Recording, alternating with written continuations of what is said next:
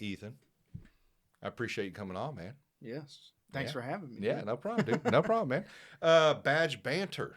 Yeah. That is the TikTok profile that came across my feed. Your videos are funny, man. It's cool to see like a police officer kind of being in there, more of a fun, engaging, yeah, a fun mode, Oh, well, I should have turned my phone off here. I'm not prepared. But, because with all the light, shed, the dark light on cops and being the worst individuals on the earth and all this shit, we know this not to be true. You guys are people. You guys are, either have family or brothers and sisters or sons and daughters, or whatever it may be. And it's cool just to see you kind of doing your little skits, having fun. You know what I mean? Making fun. It's not all serious like it needs to be. I appreciate it. I'm glad I actually got a police officer on the show so people can stop thinking that I hate cops. I do not hate cops. I have issues with certain things. Actually, we discussed even off camera. Yeah. So we kind of have a understanding of one another. I think a lot of times when these topics get brought up, people tend to run to their tribes. Yeah. You know what I mean? And they don't want to listen. They don't want to maybe consider that there could be some possible changes made, Yeah. And I understand that. I get that. I've been that person in my life, and if I am that now, I hope people call me out on that, and I'm able to learn and able to change, because you're never stuck in your ways. There's always room for improvement, room for change, room for understanding others. But yeah, man, I'm glad that you're on. If we could start kind of like a backstory, that way the people listening and watching can kind of get to know a little bit about you, and kind of what life was like before you became a police officer, kind of what led you to that, and then what also led you to social media and kind of doing the content that you've been doing. Yeah. So, keep a long story short. No, I was like we were talking about with our kids and stuff. I had my first kid. Well, I got my wife pregnant now, who's my wife. When I was 17, I was in high school. Yeah. At that point, dude, I mean, like most people in high school, I had no idea what I wanted to do, Yeah. I have a lot of family in the military, so that's probably where it was going to end up. Other than make babies, right? Yeah. That's usually what we're thinking about around that age. Yeah. So, when I found out when she was pregnant, that's pretty life-altering experience for anybody who had their first kid, and especially being that young. So, I mean, the first thing that came to my mind was, what am I going to do, in regards to my life? How am I going to take care of my family? And I just wanted to do something that I thought my kid would be proud of. So that was law enforcement. I was like, kind of fell into the path of military, and that's what a lot of my family did. So I was like, I guess I'll just go into law enforcement. It was never like grew up wanting to be in law enforcement. And then, even later on throughout my life, after I got out of high school and I started going to college and all that stuff, I was never like a super thin blue line law enforcement type of guy. And I honestly, I kind of have a disdain for cops, and, but I got out of high school, went to college to pursue my criminal justice degree, dropped out, ended up getting a job at a state prison. So I was a correctional officer at a prison for almost 6 years. And at that point, I was like, this is what I'm going to do. This is my career. And the whole corrections is still law enforcement technically. Right. But you're just not dealing with the general population. Going to patrol, and being on the road was not really on my agenda anymore. I was just kind of stuck in working in the prison and stuff like that. So, and neither was, I mean, I've always dabbled in social media, especially when I was a kid and stuff like that or whatever, video game content or whatnot, but none of that was ever in my mind. Being a cop wasn't in my mind anymore. I was just going to stay in corrections. My good friend, who some people who watch my stuff know him as Deputy Brian, but Brian, he got a job with the local PD. I helped him get a job at the prison. He left the prison. He ended up getting a job at the local PD. He's like, hey, man, you should come out here and do this with me. And we've been best friends since like 5th grade. We're really close. So I was like, man, I don't know. Because out there they have guns and stuff like that. Yeah. And I hadn't really thought about it that much.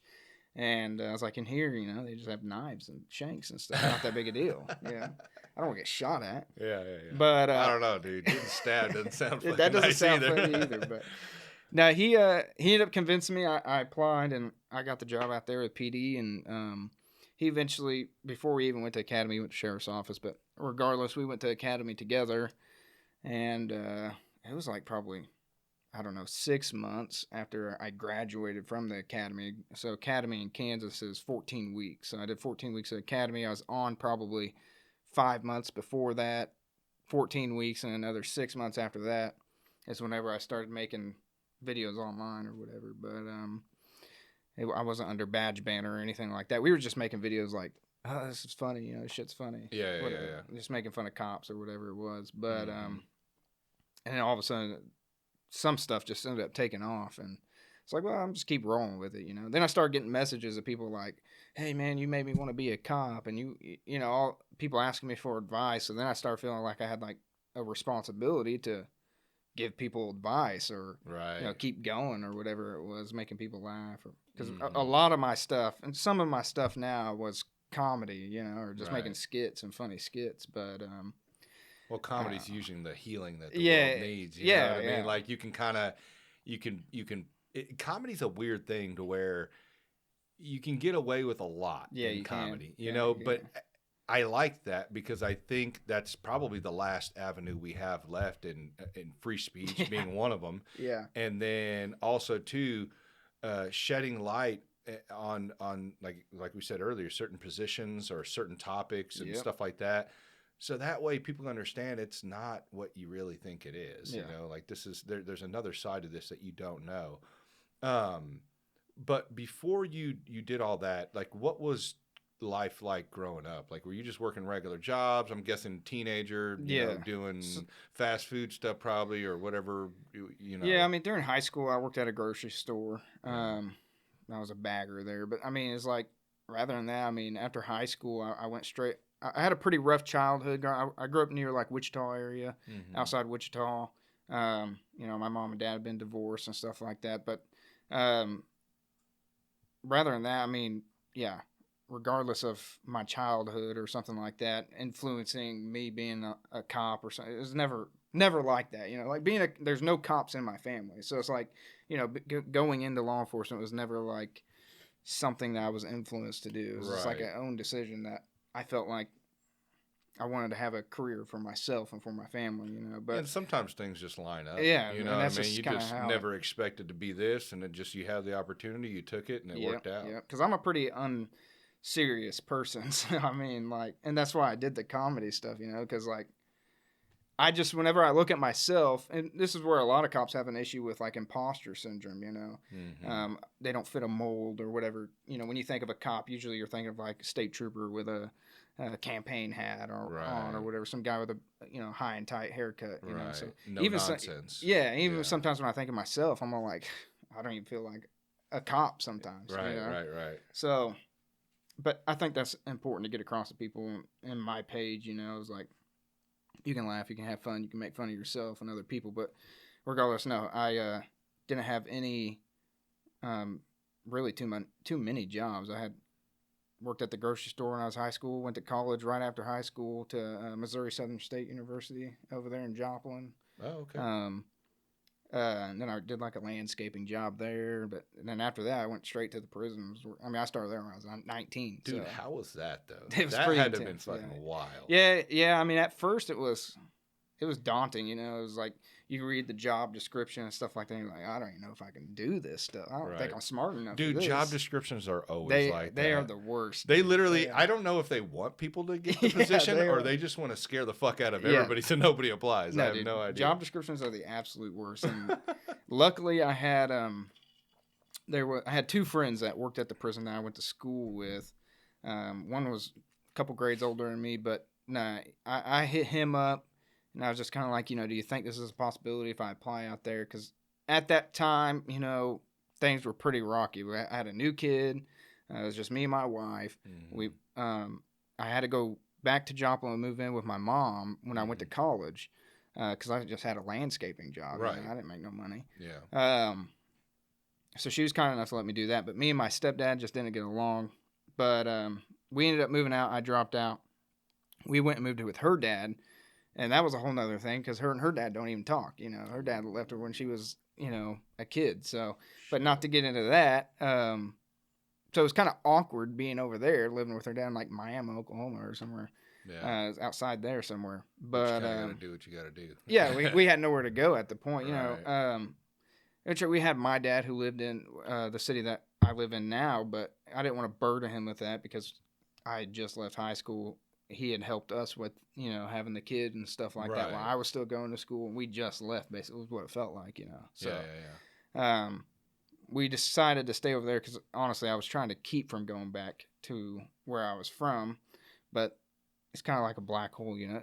When you try to leave a place that you're from, it always somehow ends up sucking you back in. But, so yeah, I've always admired people who leave, though. Me too, man. Me too. It's like hard. Those, dude. Okay, I've always been, and I'm sure a lot of people are like this, where you kind of fantasize about other lives that you could have had.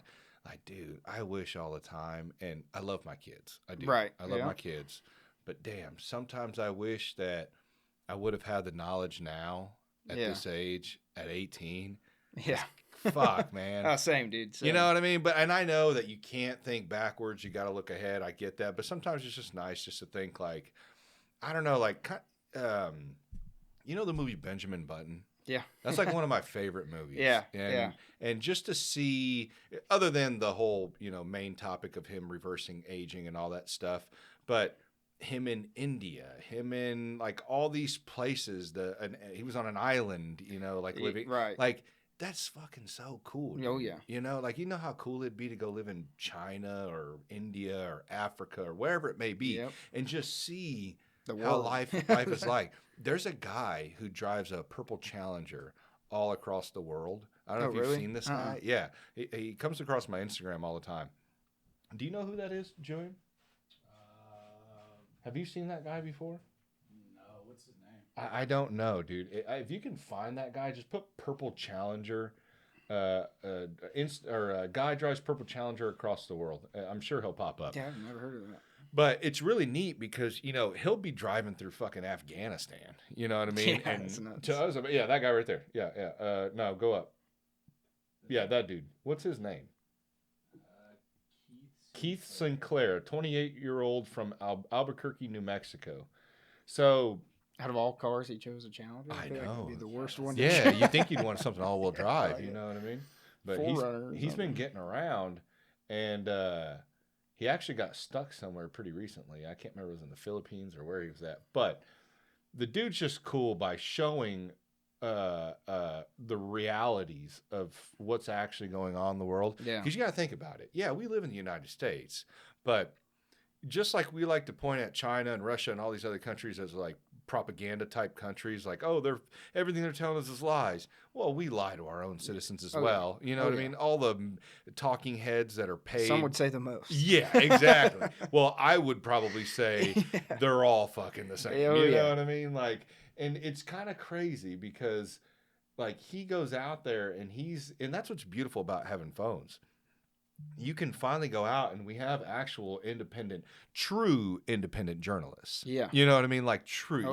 These whole, I'm a journalist and you're working for whatever fucking news station you want to put them at. They're more of just a talking head. They're either some hot chick or they're some guy who will fit the mold of, you know, today we are here on Fox 4 whatever at 7 p.m. Exactly. And you know what I mean? Like, and look at like TikTok and stuff whenever like the Ukraine war and stuff was happening. I mean, you could see there's like actual videos from it. It's like we've never seen video of like actually a war going on. So, yeah. Well, I mean, we did during Vietnam. But look how many times they were shunned and called un-American, and they were trying to get them out of that because, you know, they don't want to show the realities of war. Right. For instance, right now, what's going on with Iran and that whole conflict. All of these guys in the military, not saying all of them, but there's a lot of guys who are combat veterans that are saying, hey, we need to fucking stop. Yeah. And the reason why I'm saying we need to stop is because me and my friends are the ones that are going to have to fucking go over there and do work. Exactly. And not any, but most men that see combat, they don't want to go back to that shit, man. No. You know what I mean? It's like you being in corrections. You know what prison life is like. Yeah. You know, you don't want to be there. You know what I mean? Yeah. So it's the people who are actually doing the work that are in the trenches that are saying no. And it's the people that have never even stepped foot on a battleground that are saying, yeah, we got to go to war. And it's like, come on, dude, what the fuck?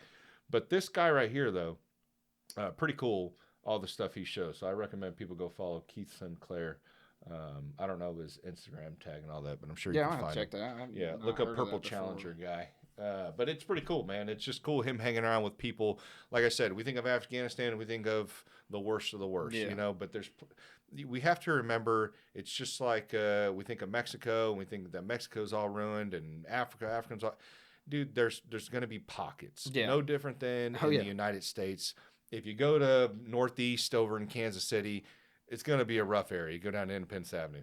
But there's pockets, man. I mean, there's great areas, there's bad areas. Anywhere you go, you're going to find that. Yeah. So, but speaking of going back to you and the corrections, what the hell was the first day like there, man? Yeah, man. Corrections it's a total different ball game. I bet. And corrections doesn't get nearly the what's it called, the recognition that it deserves. You know, there's a lot. Right. It's literally a different world. I mean, you're it's a world inside of a world. Exactly. Mm-hmm. And you won't understand it until you do something like that, or if you've been to prison, or if you've worked in a prison. You know, but the first day was pretty crazy. It's intimidating. You know, of course I probably looked like a 12-year-old. I was 19 at the time, so clean shaven. Yeah, no, I probably had like a sideburns and a goatee or something, but shit. Well, if it makes you feel any better, the hair on my chin right now is from high school. Well, yeah, I mean, dude, it was. I've been trying, bro. I've been trying. Yeah. I mean, without a beard, I'm straight baby faced, so it's like it was the worst. But you have to, with inmates, you know, it's totally different from working on the street, and you have to. You're almost living with them, you know. Yeah. So you really have to have respect with them, and they're there for a reason. Exactly. You know, it's not like a jail, which I've worked in a jail before, but I heard jail's worse than prison though. It can be. Because I've got some buddies that are in prison. And they said jail sucked because it's nasty, dirty. Yeah. People are coming off of drugs and shit. And they said when they got to prison, at least they knew all the rules. It was kind of depending on I'm sure which prison you go to. Oh, yeah, I mean there's going to be a difference between every jail and every prison, but I mean you got to look at it like prison's their home, and then jail is, you know, like some type of Airbnb they're forced to stay. Which that prisons also they're being forced to stay there, but you get commissary and you're allowed to buy more things. You get more into that routine to where jail's just like a waiting period. So, I mean, you're like... Everyone's stressed the fuck out. Yeah, you get everybody coming in, dealing with cases, and there's not that much segregation in a sense of being able to keep so-and-so away from so-and-so, which in bigger jails there are, but it's like, it's just not the same. And that's why... because there's like levels in prison. Yeah. Right. And part of the process of getting put at a level in a prison is going to jail and going through that process. Right, you know? right. So, you know, you have max guys and minimum guys and medium guys who are all put in the same area. You know, somebody who committed tax fraud and somebody, you know, killed somebody. Right. Same cell. Not saying that doesn't happen in prison, but it's a lot better regulated in that sense of it's you know, I'm sure the people you've talked to, yeah, it's like, it's more structured.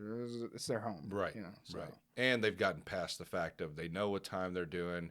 Unfortunately, it is what it is. They got to do it. Yeah. So they got to figure it out. And I think what probably helps too is the inmates that are already there. They probably don't put up with that, you know, shit. Yeah. So yeah. And you have your people doing a lot of time who, when you go into a prison, like the rules are set. You know, you have your corrections rules and then you'll have your inmate rules, you know, and you got to follow both of them or you're going to get caught.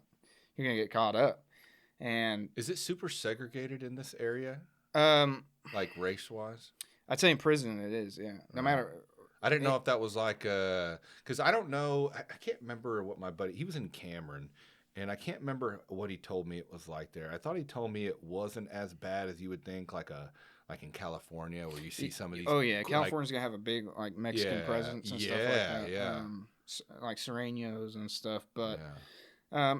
I'm gonna tell you, every single prison is gonna have some type of segregation. It's very, very backwards to what the outside world is, where it's like, hey, everybody's equal or whatever. But no, the prison, and they know that. You know, you could go in there like, you know, if I went in there as a white dude, no matter if I get along with everybody, I have to go with, you know, you might be forced to go with the whites. I always wondered where I would go. I look white as something like that too. Is like if you're mixed, where you're Mexican or white or something. And my last name's Mexican too. Yeah, like they're gonna make you choose. Like you have to choose, and most of the time you're probably gonna be with the Mexican guys. Where are you going, Joey? The Mexican. I don't know, man. I'm going. Hey, can I get the pros and cons here? You know what I mean? Whites, what do you guys got going on? Mexicans, what do you guys got going on? But it all falls into like that gang culture, you know. It's like I joined the Asians, bro. Yeah, the maybe Asians. I could join the Asians. You know. I'm trying to think. At least the prison I was at, I don't think there was really any Asians. Oh, of course. They're very, very, I'd say rare, especially in Kansas when it comes to the Asian population. But I'm sure if you get over to California, it's probably a larger population. Yeah, for sure. Yeah, we had mostly coastal states. It's probably mostly white and black. Really? Here, well, in Kansas, yeah. I would say.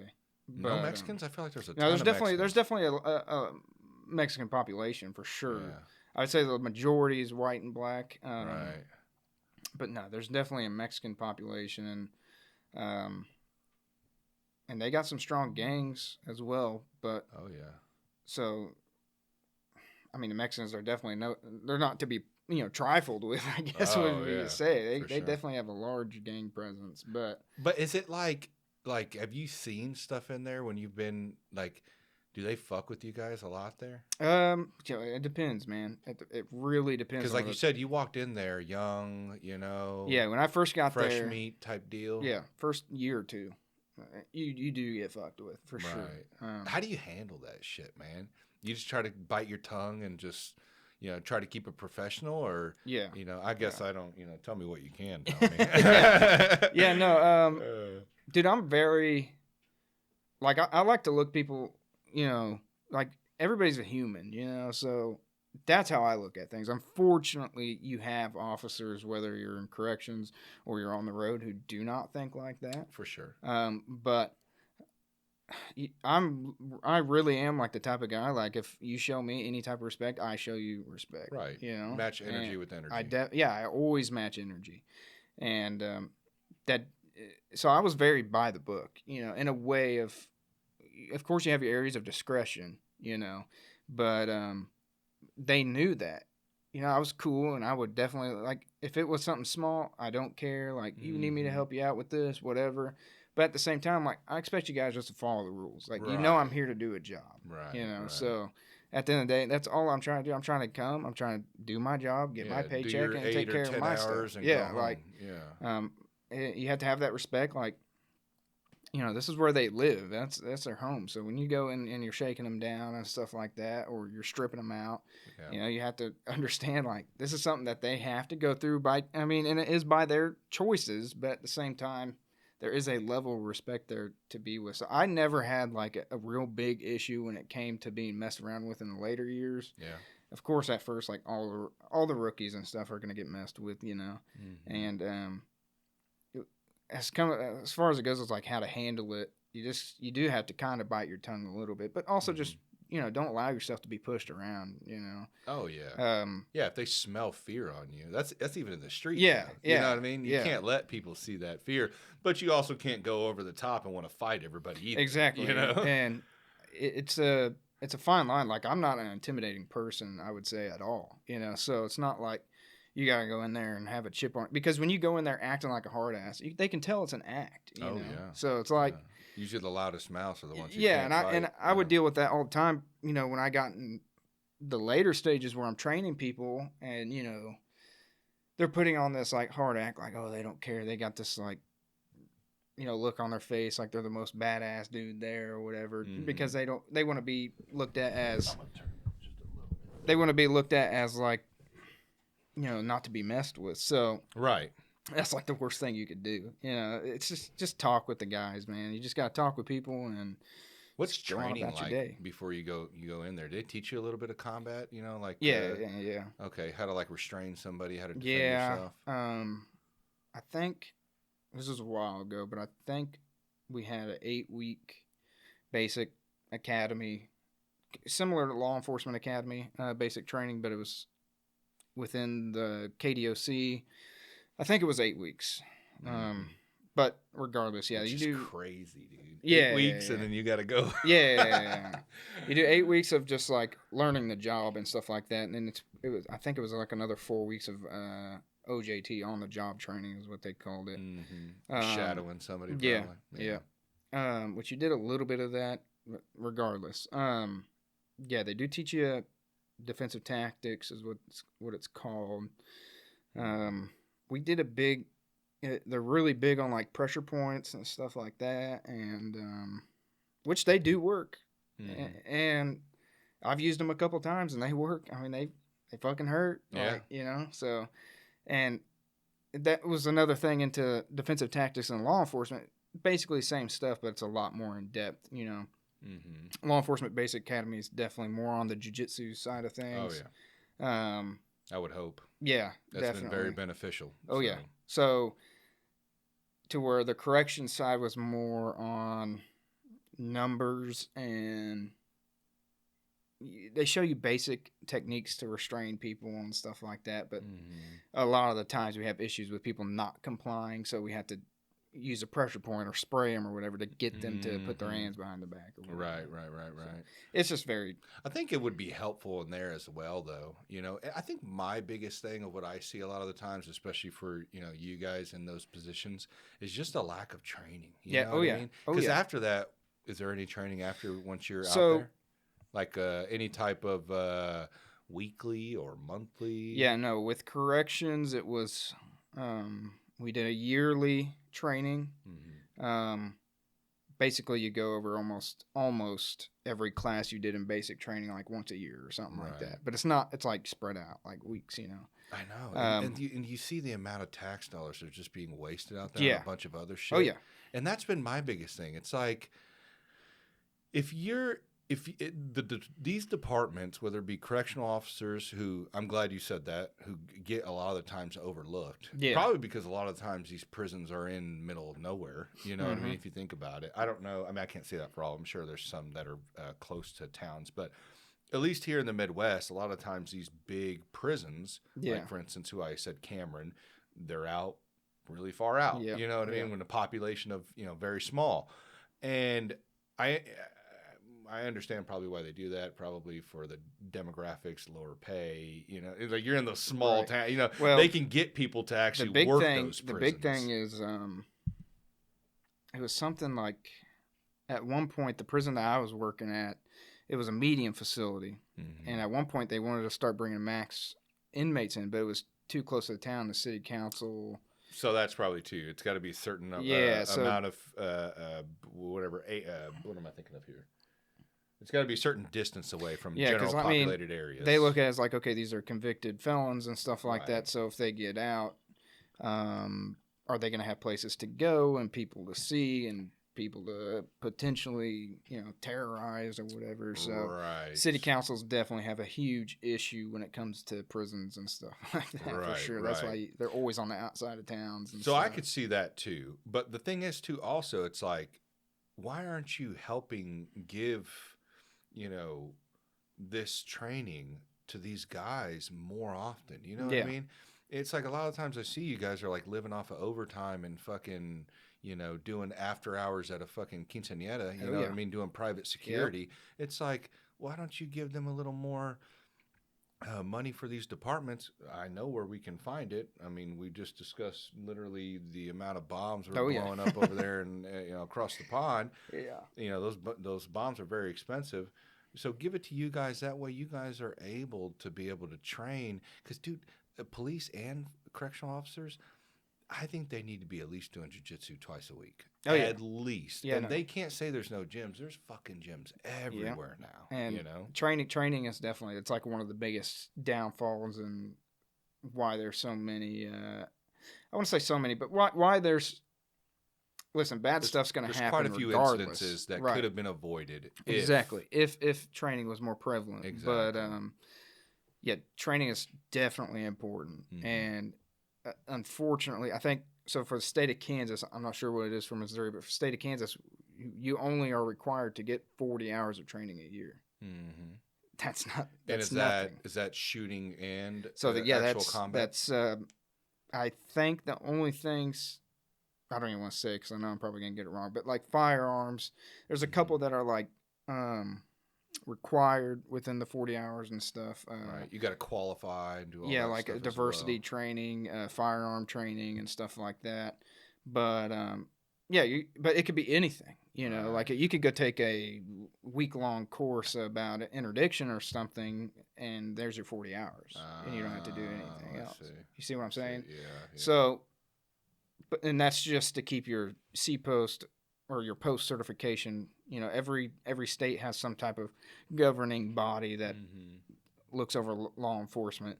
So to keep your certification, you have to get at least a minimum of 40 hours. Now, your department or a department might require more, like Right. you know, do it's more. It's not across the field the same. Right. It's yeah. every department's going to be different, but in a whole, yeah, training definitely is lower. And it's a hard thing to balance, especially for the leaders or the people at top. You know, I could see why it's an issue.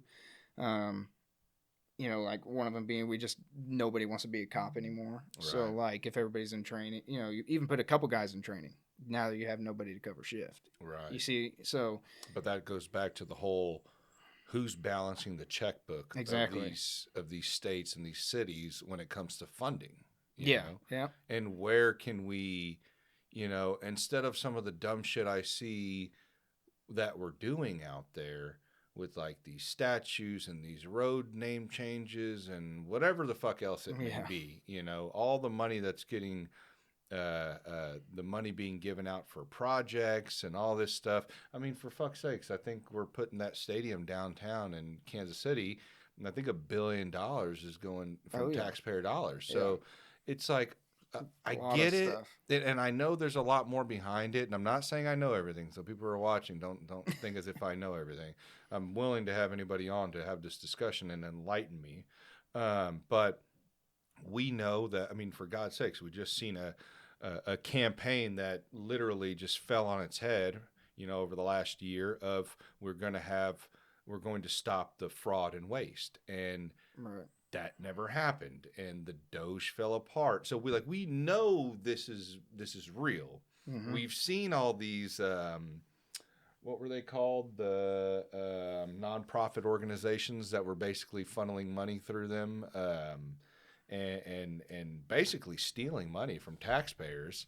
And so we know this exists, and if we know it exists at a federal level, we know it exists at a local level. Yeah, 100%. So the thing is that I really hope, and you know, and correct me if I'm wrong, do all police officers are a part of the union, or is that depending on where you're? Yeah, it just depends on your department. Like I wasn't a part of one. When I was in corrections, I had a union, but no, I haven't had a union since I've been on patrol. You know? Okay, so the ones who are, or even just the brotherhood in general. Yeah, I feel like if a lot of police officers at that level, you know what I mean, like just regular cops, could get together, I mean, especially with social media, and start to try to push back on like, hey, man, you know, this will help us. Yeah. You know, this will bring, training martial arts in general, whether it be jiu-jitsu or whatever it is you train, is going to help build confidence. It's going to help lower stress for the individual when they're in those environments where a physical altercation is going to happen, because you're used to, let's say, twice or 3 times or once, whatever it may be, a week of having another grown man grab a hold of you. So you're used to that now. And with that is going to build all of that stuff. It's going to build your confidence level. It's going to build your understanding and your knowledge of that, of having that physical engagement with another person, of what to do and what I need to do, and staying calm. as well as not having to always resort back to, using a deadly force, Right. which, granted, I'm on both sides.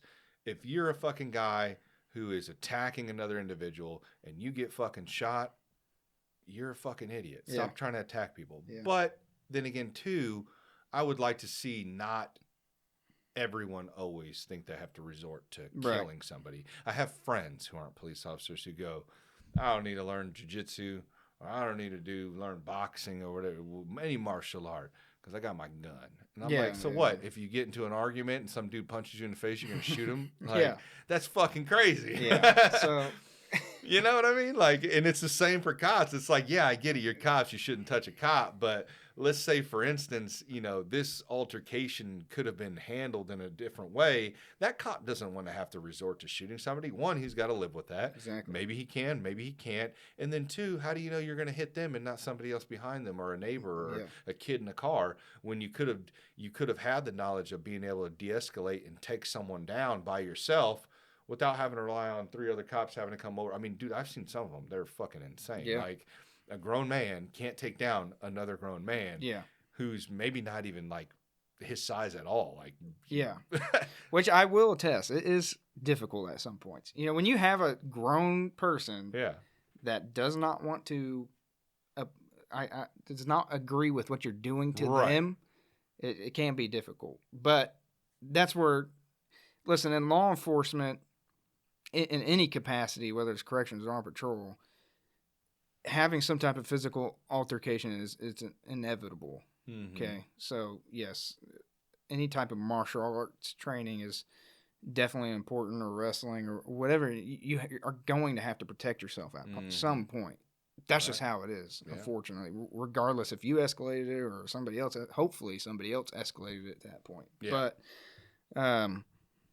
that also goes hand in hand with communication. Is just as important. You know, I've been in some law enforcement basically for 8 years now. Mm-hmm. Okay, I've had use of forces. I've had to go hands on. Like I said, it's gonna happen. There's some situations where there's nothing you can do about it. Right. Unfortunately, and I feel like confidently I can say that. Mm-hmm. But I do pride myself on the fact that I've had very little uses of forces. Mm-hmm. I've never tased anybody. I've never OC sprayed anybody. And I feel like it's just because if you have a general understanding of how to talk to somebody and de-escalate a situation, like almost 85, maybe even 90% of situations you're dealing with can be de-escalated in some way. I've talked to my wife about this a lot. I don't think I'm in the position to do it. I don't claim to know anything, but I've told her, I was like, maybe I should write a book about it, because I really do think communication is very important. It's an art, really. Mm-hmm. At least effective communication is an art. Yes. And because anybody can communicate, but what's the delivery exactly and the instruction behind it? And I don't know how many videos I've watched of situations that could have been avoided by just talking to somebody or de-escalating it. Mm-hmm. There's a training called verbal judo. It's basically martial, like speaking to somebody, like I said, is an art. It's kind of like martial arts. You have to train it. You have to train it. You have to know how to do it effectively. Yeah. And but yeah, verbal judo, it was a very helpful training. I've taken a bunch of communication classes and training and stuff like that, and mental health classes especially. But because mental health is a whole nother world as well. Yeah. But when people are getting into this field, you have to realize almost every time you come into contact with somebody, it's a negative situation to start off with. Whether it was, a traffic stop, which is started by us, or it's a negative situation on their end, a domestic, a battery or an assault or something that happened, they're not calling us to have a good time. Right. You see, what I'm saying? So, like I said, almost every situation you go into, you have to know how to talk around the situation that's happening. There's a big elephant in the room every single time. Hey, I pulled you over for this. They're going to be upset about it. Hey, this person just punched me in the face. They are upset about that, And there's two sides almost to every story. So it's really like it's a game almost to play to find out every single person's vibe, I guess, Right. that they give off when Right. you start talking to them, and how they, I guess, are recipient to your instructions, I guess you would say, as a law enforcement officer. But No, I get it, because it's delivery too. Because I've had, for instance, I've had someone that I know get pulled over, and instead of that individual just getting the information, writing up the ticket for speeding, and giving it to them, it was like almost as if the police officer was trying to be her father. You know what I mean? Right. You shouldn't be doing this, and you shouldn't be doing that. And do you have any idea? None of that's necessary. That's kind of like what you're discussing, the communication wise, as well as on the other side. If that individual, as soon as the cop comes with the car, what the fuck did you do? Pull me out and all this. You know what I mean? Like, you're not going to get the same back. So from both sides of the field, need to learn to be able to effectively communicate with each other. Hey, what are you pulling me over for? This, and this. Well, do you have evidence of that? Well, yes, I do. Okay, well, here's your ticket. Yeah, you may not be happy about it. It is what it is. Yeah. You know what I mean? But it goes to both sides. And when you discuss the training of communication, I've seen it even doing this podcast. I've noticed that my communication skills with even people out in the real world, whether my job or friends or people that come across me, I'm able to feel more comfortable and at ease and not as nervous to be able to talk to them, because I've done it so many times, or even the positions that I have held, whether it be when I was a machinist or a project manager or whatever it may be. They come with their own set of skills to be able to communicate with that in that environment. You know? And the only way you're going to be able to get that is just like working out, repetition. Same with martial arts, train. And it gets better, but you have to be able to want to do that. Unfortunately, I wish, the departments would encourage it more, or have the funding more to do this. But right now, sometimes in jobs, when you take them, you're not always going to get everything you need from that company, or that department, or wherever you're at. Even, in my career, there's been times where I've had to do the homework on my own dime or on my own time, but it's made me a better person. It's made me worth more. It's made my job easier. Oh, yeah. And when you're in law enforcement and your whole job is having to deal with the community, you do not. I mean, that can be taxing, man. I mean, how many cops I've seen or heard stories from, or from podcasts, or and people that I know, it's like you can get burnt out if you don't figure out, enough tools to keep in your tool belt to be able to handle these situations. Communication is one of the biggest tools, I would say. If you're going to get into law enforcement, and that was one of the biggest things for me, adjusting when I got out of corrections into working the street. Because corrections made me so jaded as a person. And that's another reason why I decided to leave mental health-wise. I was not happy working corrections. You're basically living. I mean, if you take up... How long did you do it for? About 6 years. Almost 6 years. About 5.5 or so. That's a long fucking time. Yeah, if I'm working 8 hours a day, 5 days a week for 5.5 years, you take those 8 hours and put them into 24-hour days, how long is that you actually have just spent inside those walls, So you're like almost in prison yourself. But does that fuck you like in the head a little bit? It does. And I noticed it, when I started the job as a police officer. And my wife would say it too, is just, my emotions. I was just a jaded individual, I was very hard to talk to. I didn't really, because in there, you can talk to the guys and stuff like that, or females if you work at a female prison. But they're fishing for stuff. Yeah, you have to. So it's called being over familiar. You can't be over familiar with them or undue with them, because they're pattern recognizing. Exactly. Yeah. So you could talk to them about what's going on in the prison, but as far as like, I got 3 wives and kids and stuff like that, and I do this outside of work. Like, you can't talk about that stuff. So then you kind of just get used to not talking about that stuff with anybody, So whenever I went to the street, like I remember doing traffic stops, my FTO at the time was like, you don't know how to talk to people, you know, because he's Right. pulling people over like, oh, you've been fishing, you got a fishing pool, like, how's the fish today? How many you catch? You know, Yeah. I'm just not interested in all that stuff. I'm gonna like pull you over for this, you know, here's your ticket or your warning or just let you go. Whatever. Trying to keep it cut and dry, just to the Yeah, point. I'm just like I was just to the point because that's how I was at the prison. You know, I was by the book. I was respectable and I did, you know, talk to him like some, but nothing about my personal life. It was you didn't try to change the mood of the situation almost, right. in a sense. Yeah, I just went in there, I did my job, and it is what it is. To where now, you know, being a police officer, when I interact with somebody, I always try to bring like lighten the mood down, you know, because unfortunately, you know, the view on cops a lot of the time is, regardless, even if you know you didn't do something bad, sometimes it's, I did something bad. There's a cop here, you know, so. And everybody's put on guard, you know. Right. So it's like I always try to kind of lighten the mood a little bit when I pull somebody over. Like I'm never mad at them or I never raise my voice. I see videos of you were doing 100, like that was your decision. Like, you know, Corey, like, yeah, you're putting people's lives at risk and stuff like that. But at the same time, like it's just a job and you have to remember that, you know. Got to keep it objective.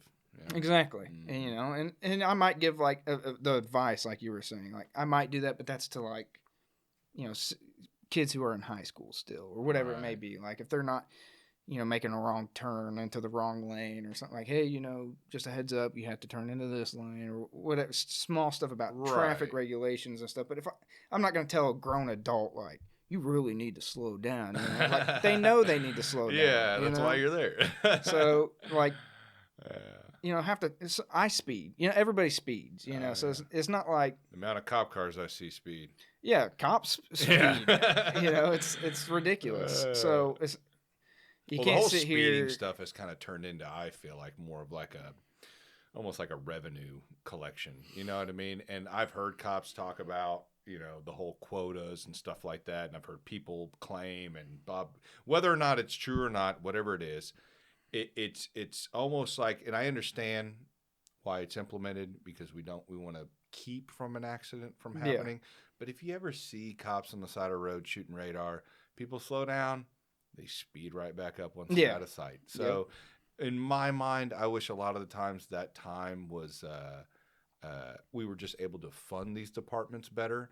And the time was actually meant to go what these cops actually want to do and go actually solve crimes, you know, like a kid who's kidnapped or a woman who got raped or somebody who got robbed, you know what I mean? Those type of things. Yeah. But unfortunately, it's not. It's in law enforcement, dude, it's like, it's very across the board with how officers enforce certain things. Right. And let's just go into like how you were saying about the quotas and stuff like that. I'll let you know in on it. So quotas technically are illegal, like on a federal level. So technically, no department in the United States is supposed to have any type of quota when it comes. Let's just say to like speeding tickets, right? But how departments get around that? My department didn't do that, but how some departments get around that is they'll call it like performance review. Right. Or you need to keep up with performance. Hey, everybody else is pulling 10 cars over a day. Why are you only pulling one over a day? You know, now they have to be very particular how they say the words, because if they start going, everybody's giving 10 tickets out a day and you're only giving one out a day. Well, then that's illegal. Right. So, but some departments will really get onto you if you're not up to par with what other officers are doing. And then, of course, if you get one guy who starts pulling over 50 cars a day, well, then everybody else has to catch up with that guy who's pulling over, you know, and it's just kind of like a cycle. I don't think it should be like that at all. No. I'm very much against that. I won't work for a department who do that. If I ever go to the department and they say, hey, this person's doing this, I just won't work there. Like I'm my own officer, you know, and I think that's how it should be. There should be a general oversight of how we do things, but at the same time, everybody's different, you know, and I have my own discretion on things and stuff like that. Half the time, when it came to traffic, the only reason I would really do traffic stops if I saw something dangerous or I'm doing interdiction, okay, which you'll see on my shirt, interdiction stuff. So Mm-hmm. there is a difference. What do you mean by interdiction? What is that? So interdiction tactics. yeah, so you have there's a couple things like saturation and interdiction. Saturation's more. A lot of people like to say it's interdiction, but it's not. So if you ever go through like a small town, right, like maybe a town like I worked in or whatever it may be, a lot of times that officer is going to be pulling somebody over for anything they can find. Tail light out, tag light out, making a turn into the wrong lane, whatever it may be, because they're looking for something bigger, like a suspended driver or drugs or whatever it may be. They could care less about cause. Exactly. They could give a shit less about the tag light being out, but that's PC for the stop to make contact for that with the person who's driving, right? And then you can kind of dig deeper, you know. That's not interdiction. That's saturation. If you're just pulling over a bunch of cars, you may get something, but the likelihood of getting something is literally just based off chance of trying to find a vehicle that has something wrong with it, you know. Right. Interdiction is noticing driving behaviors and the person's behaviors that's driving the car before you even pull them over, and then getting probable cause for the stop. And then stop. And that's where you catch, you know, your human traffickers, your drug traffickers, stuff like that. Some people don't agree with it because, of course, you're going to have instances where you pull people over and they're not doing anything. Yeah. But at the same time, it is legal, you know. But I am a fan of interdiction. I wouldn't say fan. I do practice it. I practice interdiction. I don't practice saturation. If I pull you over for speeding, it's because you're probably going like excessively fast. You know, you're doing like 70 or 60 in a 30 mile per hour. Like that's dangerous going through town. Right. You know, and even the chances of me giving you a ticket for it are pretty fucking like low. You know, I just don't care really that much on that side of things. Right. There's just some things in law enforcement that like just don't attract me, and just pulling people over, like window tint, I could give a shit about. You know. But I will use it if I feel like something's going on with that car as a reason to stop. But now you get like your motorcycle units or your state troopers, like for some reason they care about that fucking window tint and they're going to give you a ticket for the window tint. You know what I'm saying? But half the time when I pull somebody over, like I don't even give a ticket, you know? So I'm more, like I said, I'm more into interdiction. I'm more into other crimes. I really like getting into child. So basically, crimes, you can, and that's I think where we align on is the whole. If there's no victim involved, what's the point? Right. You know what I mean? Like this whole, you know, and I think from a libertarian standpoint, that's where I sit on law enforcement. You know what I mean? I understand that we need law enforcement, but we need law enforcement to be able to protect its citizens and their property, and that's kind of where it stops. You know what I mean? Yeah. This whole. I'm going to pull you over for weed or whatever it may be, or tent or this shit. It's like, but there's no victim involved. And especially giving like punishable, you know, giving consequences to these things, like tickets and stuff. You know, half the time, even with weed, like it's still illegal in Kansas, but half the time, you know, I don't even, unless it's a large amount. Right. Like I just throw it out or I stomp it. I have them stomp it out because I think it's kind of funny to. Stomp it out. You don't get it no more. But that's me. But even that, like I'd rather take that than a ticket. You know. Yeah, and I hope at some point laws change because I think the whole drug thing is just kind of stupid. Yeah. You know. Yeah. It's just a big racketeer to get money in. I mean, when you could, there was a CIA agent that was talking about it on Andy Stump's podcast. He was talking about child trafficking. Yeah. And because that's something that. You know, kind of hits home to me. I know a lot of people who have been victims of child sexual abuse. Yep. I think it's probably one of the most disgusting fucking things out there. It drives me nuts that we live in a world that pedophilia is almost overlooked, you know, and as if it's just something to put a slap on the wrist, throw them in prison for 5 years, or hell, sometimes nothing happens, you know, or sometimes they'll get probation, or sometimes like what we're seeing with this whole Epstein shit. I mean, literally nothing. Nothing's happening at all. And that's what I'm more into that stuff. Yeah. And luckily because children they're innocent. And when I think of a bad guy, I think of somebody like that. Right. You know? Now, when I think of bad guy, I don't go to like drug dealer and stuff like that. Like some cops really like they get their rocks off on interdiction and finding drugs and stuff like that because it's almost like a game. Like, yeah, I found drugs. Woohoo. Yeah. You know, get to take but a picture in front of the weed with all your fellow officers. Yeah, and I guess it is cool, especially to get like Promotions. maybe harder drugs like heroin and meth and stuff like that. But at the same time, like I'll do my job. That's just what my job requires to do. I'll do it. Right. I'm not necessarily interested in it. Mm-hmm. I'm more when I think bad guy, I think like pedos and stuff like that. Child traffickers, people who rape people, Yep. murderers. And you might look this up. I think it's called the Gracie Law. Have you ever heard of that? Well, I've heard the Gracies. They're involved a lot with law enforcement. They're teaching like you guys the seatbelt tactics, or is it what is it called? It's some type of tactic where you'll have one officer go for the legs, one officer's go for that's the Gracie. academy Gracie. or something like that. Yeah, that's like jujitsu stuff. Yeah. No, this is a law. It's actual Gracie. Okay, gotcha. So this has to do with it might not be Gracie law. I think it is, but regardless. What's it about? Maybe he can describe it. Yeah, basically it makes the punishments for these type of crimes worse. Which crimes? Like sexual assaults, rapes, stuff like that. I'm trying to think of the name. For some reason, Gracie just came to mind. Type into Google, what law is it that makes sexual abuse law or cases?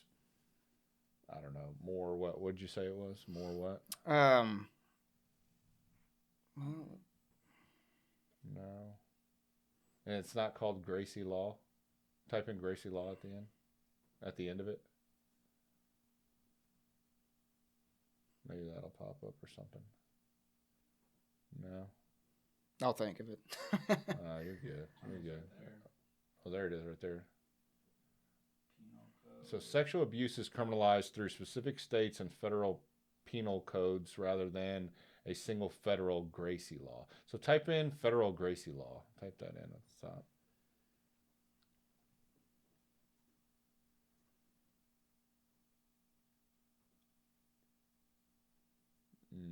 Oh, there it is. Gracie Act. So is that what you're talking about? Generation recordings of all child protective interviews everywhere. Gracie Act. It is a proposed federal bipartisan bill introduced in early 2025 by Senator Blackburn and Ossoff, along with the bipartisan House sponsors to improve child protection. It provides grants for states, CPS agencies to record and retain all interviews to combat child abuse trafficking. The purpose was the legislation aims to increase transparency, improve evidence in child welfare investigations, and protect children from abuse and trafficking by ensuring interviews are not just based on scribbled notes. Oh, so before they would just write that shit down on notes and they wouldn't even record. Record requirement. Grants will be awarded to states that require the electronic audio or video recordings of child welfare interviews with both children and adults. Oh, states must retain recordings for at least 5 years. That's wild. That's good. Yeah, that might be it. Doesn't sound exactly what I'm talking about. So if I remember something else, I'll definitely let you know. I just texted a buddy too, just to make sure, double check myself. But regardless, it's like hey, for you're Kansas, on to bring about, bro. Yeah, I always tell the viewers fact check us too. yeah, you'll definitely have to fact check. We don't know everything. Like there was a recent case I had, which I can't talk about it too much because it's still ongoing. But regardless, for first-time offenders and stuff like that, it's like a minimum of 25 years now. So, just get up to that mic just yep. Sorry. So yeah, it's like minimum to 25 years for these types of offenses like sexual assault, rape, and stuff like that of minors and stuff, which is a good thing. That's what they're introducing. They want to make it a minimum of 25. Yeah, years? it is that now. Oh, good. So, trying to just think of what I can say. With this particular case, like if he were to get convicted on just one of the charges, it's 25 to life. So, that's a good thing, and hopefully, those type of things keep, coming. But is that only in certain? Is that certain states? I thought it was a federal law, which means it's basically like it's umbrella to all the states. Because but, you hear so many cases of. and there definitely are, but a lot of the time, so like, okay, if you see, let me think of an example. If you see something like, guy was convicted or charged with, rape of a 10-year-old or something like that. That's really where that ends, as far as like news wise. When you get to court and stuff, I mean, like these things are going to be pled down if they can be. Right. Because unfortunately, the judicial system is all about making deals and pleas and stuff Money. like that now. Mm-hmm. So they want to get a conviction. So, I mean, these things are going to be. Their conviction rate. Yeah. So these things are going to be pled down to like something that's going to be more or less of a crime, and they're going to get way less years. Is that due to not having enough substantial evidence, or what is that? It could be a mix of things. It's usually. And I know you're not a lawyer. I'm definitely not a lawyer. Usually, what I suspect it to be is that a lot of these people get public defenders, and the easiest job for a public defender is to take the deal, because then they don't have to go to trial, and then they get paid. You know what I'm saying? So, and that's unfortunate because a lot of people say, the law enforcement system preys on the poor and stuff like that, or the judicial system and stuff, which I'm not going to sit here and say it's right or wrong. But a lot of people do have public defenders, attorneys that they don't hire. Right. So this attorney's, I mean, when this attorney comes to defend you, their best interest, like, necessarily isn't for you. And sitting on that side where, if I'm just in like a misdemeanor court, because I work for the city, so I deal with a lot of misdemeanor crimes. I do felonious stuff, but I have to go to county courthouse and stuff like that. But regardless, if you're dealing with like misdemeanor stuff, and you have the prosecutor and the defense attorney in the same room, like these guys are friends. You know what I'm saying? These lawyers know each other. So, and a lot of times they're talking about these cases. They'll talk about it. What you got for me? Oh, you got that? Okay, what can you do? What can you plead down to? Got that? Okay, I'll go take it to him. Right. Yep, we'll take it. Oh, we'll just get this, take this off. Yeah, stuff like that. Well, because it's no different than a normal job. Yeah, if you think about human beings in a whatever occupation, fast food restaurant, working at a supermarket, there's going to be individuals in those positions that want to do the bare minimum. Yeah. You know what I mean? Yeah. And you don't think that there are people in those positions, judges, lawyers, whoever it may be, that they're like, I don't want to have to do more work. What? They'll take the plea? Let's do that. Yeah, just take that plea. We'll wrap this up. Let's get this going. That's exactly what it is. It's almost like they become numb to it. No different than police officers that become numb as well, or doctors or lawyers, to where now they see it so much, they become desensitized to it. Yeah. And they're just like, man, now it's just a fucking job. Like, I'm just ready to fucking get this done, get this wrapped up. I got to be at dinner at, whatever time. Yeah. Like, it's hard. And then not only that, you have the issue of being understaffed. You have an issue of long hours, all this stuff, which I'm sure just like cops have to deal with. I'm sure lawyers and judges and all these people deal with as well, but we're dealing with human lives here. Yeah. And it is a chain reaction because, you look at it like as a cop, you have to sit here and be like, your job stops after you arrest somebody. Right. But at the same time, if you arrest somebody who has done something bad, like that, and you've done your job is to get all the evidence you need and you have a strong case just for the prosecutor who's supposedly on my side to talk to the defense attorney and just plea it down, fuck it off out the door, Yeah, it kind of pisses you off. Like when you do your job well, but and then not to say it offends me, but then when you ask or people ask well, is there enough evidence to even get those? Sometimes it's there. Like they have all the evidence they need to take it to trial. And somehow they still. But the prosecutor and the defense attorneys will make deals because that's the easiest way just to keep it rolling. These guys have, I'm sure, especially bigger counties and a place like Kansas City, there's hundreds and hundreds of cases. Right. So, I mean, if you are, if you're doing something petty, you get arrested with 2 grams of meth or something like that, if you even think for a second, if you get a public defender, you think these guys care about you, they do not. You know, so I mean, No, which I is get it. unfortunate, but that's just the reality of it. Like they Right. have a job to do. That's to defend you. Mhm. And if they go to trial, they'll do their job and they'll defend you. But they're not going to be like, they're not going to sit there and take a fine tooth comb and go through your case. You Well, know? I think what would help is kind of going back to the conversation we discussed earlier is one, not overwhelming all these police departments with victimless crimes that they have to Yeah. enforce. So that way their direction is actually on true crimes that involve people getting hurt, whether it be fraud, whether it be shootings or murders or rapes or whatever it may be, those things. I think that would help alleviate on the police side. And I think as well as if, the people in Washington and all these federal crimes and the people at the state level that are making everyone have to enforce these laws of like drugs, for instance. Drugs is, I get it. And I've had these conversations with, I've had some cops train at our gym. I know some cops. I've got, law enforcement and family. My thing is that like, I don't want drug dealers selling drugs to kids. I don't want to see people lose their life to drugs. I don't like these things. I've done drugs myself, plenty of them throughout my years and in my life.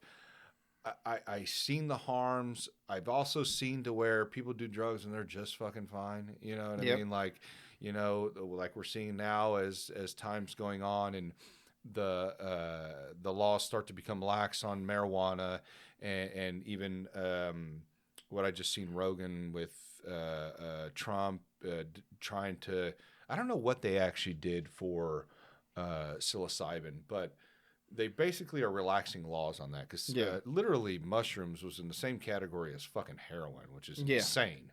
But all of those laws, all the drug laws is flooding these court systems and as well as law enforcement as well. And if we were to get rid of that, and people are like, well, if we don't enforce drug laws anymore, then, it's going to be crazy and chaos. And that doesn't mean cops aren't going to still do their job. If they see someone selling a drug to a minor, you're going to get arrested. Nobody wants that. I don't want, you don't want to see beer being given to a 10-year-old. You know what I mean?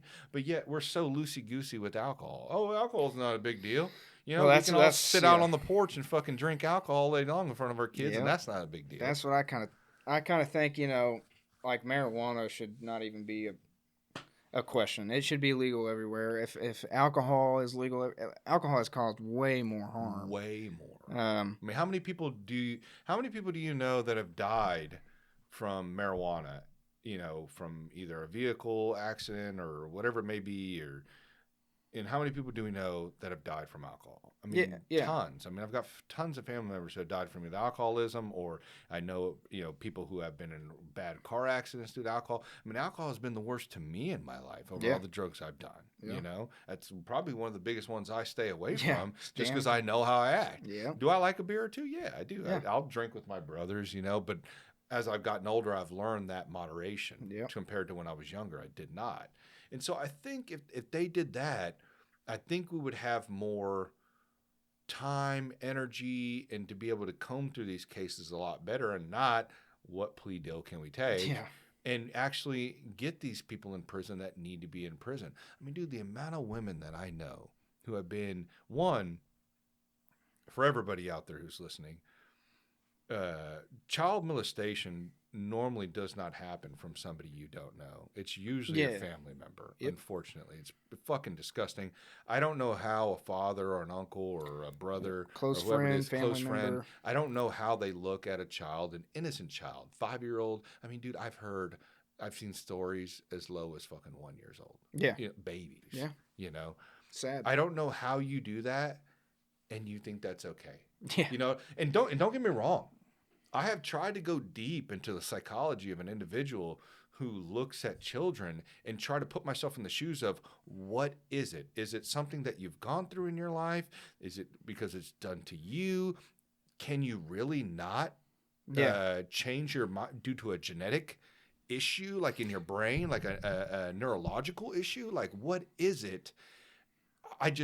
Yeah, I'm sure it's I get to the point, definitely- but it doesn't matter. Yeah, You're it doesn't still matter. what you're doing to that person ends up bleeding into that person and everybody around them, because now that person is going to be superly overcautious who they trust Yep. because of what has happened. It's going to affect their relationships with friends. It's going to affect their relationships with men or women. It's going to affect all these things. So you didn't just hurt that individual. You hurt probably 50 other people around them now. Yep. You know, their children, you know, they're going to be super cautious now, you know, helicopter, you know, all these things.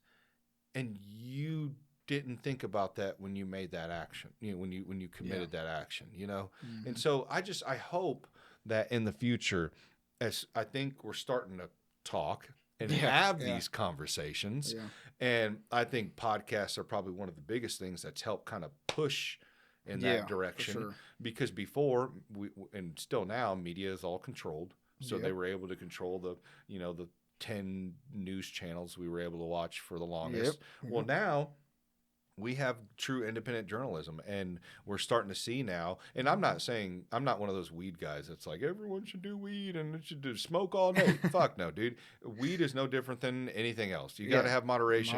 You got to use it when appropriate. You can't be fucking getting high all day, or you can't be thinking I can smoke all day long, all night long, and it not actually be a negative in your life, because it's going to be. If you were to eat, it's no different than the line out of McDonald's that I see all the time. You know what I mean?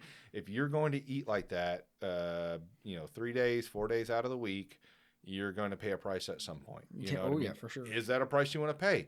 That's on you. As long as you're not hurting anybody else, I don't give a fuck what you do. Get as fat as you want, you know?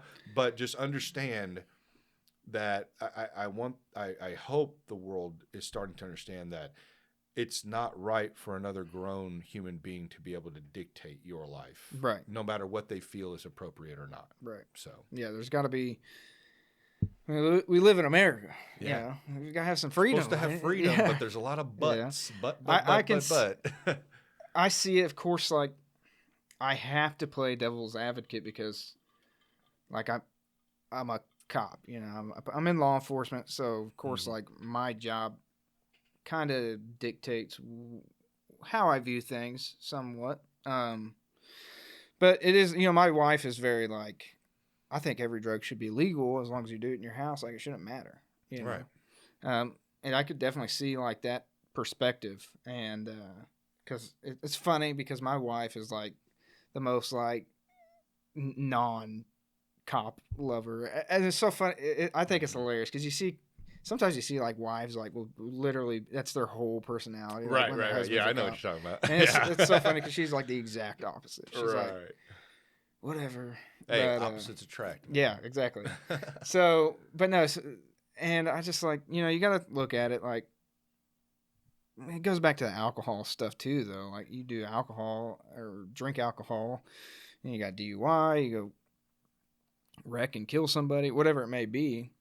But, you know, you smoke a bunch of meth, you leave your house to go steal some copper or rob somebody's house to go buy some more meth, you know? Right. So these harder drugs is what I'm worried about. Yeah, but think about where all the meth is now. It's not just the crackhead stealing copper. It's also, I mean, how many people are on Adderall? How many people are on Ritalin? You know, that's all fucking synthetic and meth. Stuff like that. And that's what I'm saying. And they're living functional lives. That's the issue that I have. It's like, so it's okay if a dude in a white lab coat gives it to you. You know what I mean? From fucking CVS. But it's not okay. You know, that's the problem. Basically it comes down to, if the government says it's okay, then it's okay. Yeah. But for these people cannot. It almost feels like sometimes there's just no right answer to like these type of things. But I like to look at things like there's two sides of a coin, and if you're always stuck on one side, like, you're never going to see the other side, you know? So, well, I see the other side too of like literally what could happen. These Look at Mexico and these huge narco fucking Yeah. cartels. True. You know, but I think a lot of the reason what's causing that is when you keep it illegal. You know what I mean? Because then what are they doing? They're operating in the shadows of the fucking black market. So that's, I mean, you're kind of creating, not saying, well, there's also a lot of other things, you know, governments in bed with these cartels and, you know, CIA and all this shit. You know what I mean? Whether conspiracy or not. Conspiracy theorists have been pretty much undefeated for a while. Yeah. So challenge me on that. But it's I get that side, but I'm not saying that people should sell drugs and just be able to get away with whatever. Like you said, minors, or if a drug dealer's robbing something. Like, I don't care if you're a drug dealer or not. Like, you're robbing somebody. Exactly. You know what I mean? Like, you shouldn't be doing that. But the way people, their means and method of how they make their money, I think should ultimately be up to that individual as long as they're not hurting anybody. And some would say, though, hey, but that person's hurting themselves by using that drug. Well, yeah, I mean, you could say that about McDonald's hamburgers that never decay for 20 years. You know what I mean? Like, what are they putting in their body? Yep. It's very hard for me to be like, you know, meth and ecstasy or Molly or heroin or whatever the drug of choice is like, oh, that's super bad. It is bad. But at the same time, it's like, I always go back in my head of, but alcohol is legal, you know, and a lot of people do a lot of dumb shit on alcohol. Have you seen some of the videos? Do you have I don't know if you want to put your Instagram up there. I guess you don't have to show it yet, but have you seen the Austin, Texas videos on 6th Street? Oh, the guy, Just type in Austin, Texas, 6th Street fight videos. And the shit those cops have to deal with down there. And that's what drives it is crazy. Like, kind of like what you said. There's whole strips, like streets, of just bar. And then you don't think that something bad is going to happen? Could you imagine drug dealer, all down one street? Like, I just don't get it, man. And dude, throw up a video. Let's see one of these here. Yeah, it's insane. Yeah, it's fucking wild, dude. It's wild the shit that they have to deal with. I mean, look, all these motherfuckers are drunk. I've been to these fucking I mean, I've experienced these Power things and Light, fucking whatever town you live in, you got a fucking place where shit, they're taking the weaves off. Oh fuck. Oh, dude, the chicks are wild, though, dude. I will give the girls. I couldn't do that. I do not want my hair to be pulled. Yeah, well, not even that. They're just always down to fucking fight, dude. It's crazy. Oh, dang. Oh, is that a dude or is that a chick? What is that? I don't know. But no, it's crazy. There's some other ones. Oh, yeah, here. Make sure no tits start coming out. We're going to get kicked off of YouTube. that's YouTube. They don't understand. All right. Go back, though. There was a fucking crazy one time where a dude took on like 6 people, but it was kind of wild. Look at that one. Wild Fight breaks out 2025. What does that one look like? Yeah, that place. That's what I've always seen. Oh, and I always love everyone videotaping it. Yeah. Oh, dang. Okay. Hey, we got the Good Samaritan there. Hey. Gonna break it up. There you go. And he gets pulled out of the way. Damn, dude, these guys cannot fight. Dude, I bet the cops are across the street like, fuck, this is so annoying. I like when they come in spraying pepper spray, though. That always cracks me up. Oh, I hate pepper spray. You won't catch me doing that. If I get a whiff of that. Oh, yeah, it takes you down, too. Yeah. But isn't that shit more like mace, or it's more like mace, right? So it's like stickier, right? They make different types. There's like gel and there's because the shit I've seen them do, that shit sprays like gel. Yeah. I remember one dude came up to this chick and just straight sprayed her. I was like, damn. Yeah, they definitely have like they have like aerosols and then they have like gels. But I'm for mutual combat though. I think that would help for you guys too, not having to get involved in that. Like if 2 people can say, hey, you both are agreeing. Which doesn't Texas have something like that? I think there's some states that have that. Yeah. Yeah, if you guys want to go outside and duke it out, that's on you. Yeah, why not? Let them. Hey, if you guys are both cool, if one of you dies, you guys are good. All right, Get then it on let's go. recording or something. You Yeah, both agree yeah, to this. exactly. Because there is that, people don't understand, like, when it comes to fighting, like, you land wrong or I've seen people where they've been paralyzed. I've seen people who have died, Yeah. where they've hit their head on concrete or whatever it may be, or go into seizures. Like, those are possibilities. So if you know that and you agree, then you are, kind of giving up that right of, hey, I'm taking the risk. Which a lot of I this really want to stuff, fight this guy. like this stuff right here, when they get arrested, like they're gonna get arrested for like disorderly conduct. Most of the time they're not gonna get arrested for like battery, which that might be a charge, like but battery. But or something then like again, that. it'll get plead down But pretty much. yeah, you have to look at it as like, okay, well that if you have battery on somebody, there needs to be a victim, right? Mm-hmm. So if you got two people who are drunk and don't know each other, maybe not even be from that town or whatever it may be, Yeah. What's the chances of them showing up to court or even wanting to press charges? So, I mean, I have been to a couple where it's all, for some reason they call the cops, but you get there, okay, I cuffed this person up, just ask what's going on. They fight, bloody nose, all this stuff. Mm-hmm. All right, hey man, you want to go forward with charges and stuff like that? No. Half time I just let him go because, like, to me, it's not worth like if you're not going to be a good witness, then right, yeah. Why am I going to do all this why work am I going to do this shit to fucking fall apart? I wish I would have known that in my 20s because exactly there was plenty of fucking people that I wanted to beat up, and I was always scared too because I thought I was going to go to jail and lose my job. Yeah, but now if you punch the wrong guy, yeah. Then you may be getting sued. Yes, I will be there. And then you're gonna be looked at getting sued. Civilly and stuff like that too. But you ain't lying, dude. Yeah, it's crazy. I think, and even if you go back to like alcohol, just like with child sex crimes. I mean, look at how much alcohol has like affected families and kids and stuff like that with the dads or even moms or older brothers or whoever being aggressive, or domestic stuff. When you're fucking drunk, you're gonna make stupid ass decisions. Yeah. It's not gonna be. You're not gonna be in the right state of mind. You know what I mean? Like, and that's any type of anything that alters your mind, any drug, any alcohol. Like, you really have to be responsible. Yeah. You know what I mean? And especially, and now that, what I'm seeing, even when I was growing up, dude, drugs were fucking, everywhere, man. Even with it being out, illegal, they're everywhere. And really what it comes down to is just communities helping one another. And that's what's so sad as time progresses and we become more divided, even though we're the most connected electronically.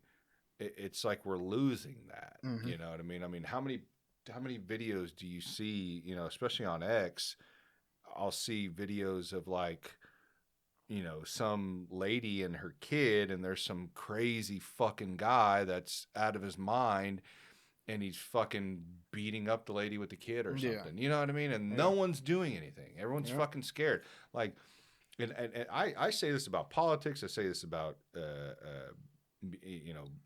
strengthening communities at a local level, which I believe should be looked at the most. We should stop looking at the entire picture. And if you as the individual just, for instance, example, if you see a piece of trash in your yard, you pick it up. It makes the other neighbors want to pick up their trash, hopefully. And, if you help a neighbor or help a friend in your community or whatever it may be, you spread that. And hopefully that changes, that community. But we're facing so many different factors right now between cost of living going up. So it's putting more pressures on parents because they're having to work more. They're not being able to watch their kids enough like they used to. There isn't a mother at home to be able to greet the kids as they come home from school. They're almost raising themselves. And people are divorcing due to financial and social media and all this shit. We're facing all these factors. It's a lot. And it's just like a brewing. Yeah, and those are just a couple of things I named. Imagine all the stuff I'm not. It's like a perfect like recipe for disaster. And I think that's why we're seeing crime's going up, and the divide increasing, in the population because of those things. And really, it just unfortunately comes back to our elected leaders of not listening to the communities on what we need, and they're just continuing that whole red versus blue game, when in reality, I would say, I'd like to say the majority doesn't want it, but apparently, apparently I'm wrong on that. But I would like to think that a majority of the population just wants to be left alone. They would like to have as much money as they can in their pocket. They would like to have an opportunity for work, and to take care of their families and take care of their loved ones and live their life, because you only got one life. Yeah. Whatever happens after that depends on your beliefs, and that's it. And we want to make the most of it, and unfortunately there's a speed bump in that. And I hope as time goes on and we continue having these conversations, even at this, as small as this podcast is at a local level, I'm not hoping to change the world. I'm hoping to just change.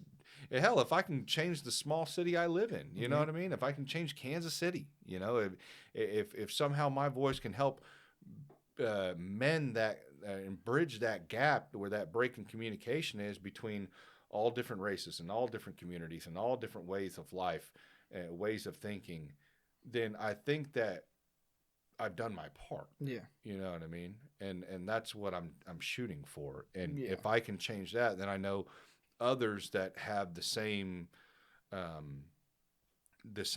thing, whether it be a podcast, whether it be, what you do with TikTok, and, all these different ways of trying to spread messages. I think at some point I would hope something would happen, something good and positive would come out of that, It's a lot. I often find myself, thinking about it. Just how the judicial system, law enforcement, everything like that, when it comes to finding solutions for anything, right? It just keeps, if you think about one solution, then you're like, oh, well, that can't do that because there's that problem and that problem and that problem. Oh, and then there's that problem and then that problem. And it just keeps stacking. Right. And it sucks because I feel like especially being on social media as a cop, one of my main responsibilities is to bridge the gap between civilians and law enforcement officers. It's a very difficult task to do because you're always going to have bad cops. You're always going to have people who hate cops, and you'll always have people who like cops, and you'll always have good cops. You're always going to have these things that are it's stamped in the timeline. Right. There's nothing you could do to change it. Any occupation, there's going to be good apples and bad apples. Yeah. And it's just unfortunate that, with law enforcement, these bad apples cause detrimental repercussions when something goes wrong. Right. And, I've started to dabble with YouTube and stuff now. And I've actually, I have found, which is a little off topic, but I found a love with videography, cinematography, right, and telling stories and trying to lay out the whole story in itself, so people can better understand. And I just find it difficult to do that over short form content. And I've been talking to my wife I'm gonna try to do some YouTube stuff. So I have some projects that I'm working on. That's good. To help lay out the story of just law enforcement in general and citizens in general. One of the biggest issues for me is that civilians and citizens, I hate calling people citizens because it's I feel like I'm putting myself above people. I'm not a citizen. But regardless, civilians and stuff like that, just not really understanding sometimes okay, what I see in my comment sections on videos and stuff, a lot of what I see is just purely that a citizen or somebody doesn't understand what my job entails. You see what I'm saying? They don't understand what I can do. They have an opinion based off what they've seen Mm-hmm. off of videos or whatever it may be, or maybe a movie or something. Whoever they're going to for information. Exactly. Yeah.